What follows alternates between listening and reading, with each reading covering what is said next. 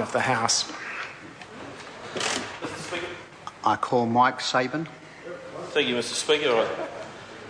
You may have noticed my nimble move across the House then to rise and take a call on this subordinate legislation confirmation and validation bill. Nearly missed it. Yes, indeed. I firstly, as a member of the Regulations Review Select Committee, Mr Speaker, can I acknowledge the chairmanship of Mr Chevelle and also just acknowledge the points that he raised. I must admit that this committee, for me, thus far as a new Member of Parliament, has been very much a learning curve.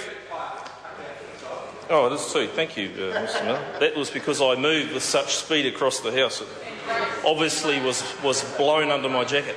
But, Mr Speaker, in all seriousness, it is a committee that deals with very technical issues, and the chairmanship of Mr Chevelle and his knowledge in this space is certainly very helpful for me personally as a member, and so I do take heed of the comments that he has raised and the points that he has made to the House today in terms of the use of parliamentary time. I've actually heard figures from anything from $500 a minute to $6,000 a minute in terms of the cost of running Parliament. I'm not sure if that depends on the quality of the Speaker at any given time, but I'd suggest I'm probably somewhere closer to the $500 mark in terms of this particular subject. Mr Speaker, the bill itself is a non-contentious bill, as pointed out by the previous speakers, and it gives effect to various orders and regulations and ensures that they are validated so that the business of this House and the orders that this bill deals with can proceed. Traditionally, it receives broad support across the House on the basis that these orders and regulations tend to be routine and very technical in nature, and I think that's certainly the case as acknowledged.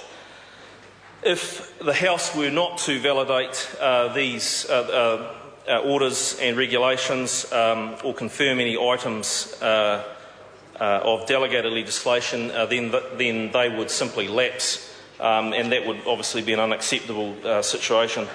Mr Speaker, the previous National Party Speaker, the Honourable Chester Burrows, stole my thunder to some extent, where he alluded to all of the matters that this bill will be dealing with.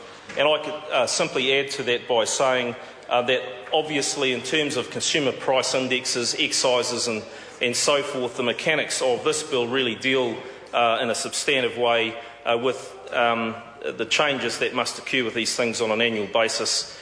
So I will conclude, Mr Speaker, by saying that this is fundamentally a mechanism and an uncontentious means by which this House can deal with routine parliamentary operations and give effect to these orders and regulations. I would also like to acknowledge the comments that were made by Mr Chevelle, as I said, and look forward to this discussion being continued on so I can actually get my head around a little further as to how a more pragmatic system may in fact operate. I'm certainly open to discussing that. Mr Speaker, I have no problem in commending this bill to the House. The Honourable Leanne Dalzell. Mr Speaker, I too rise to support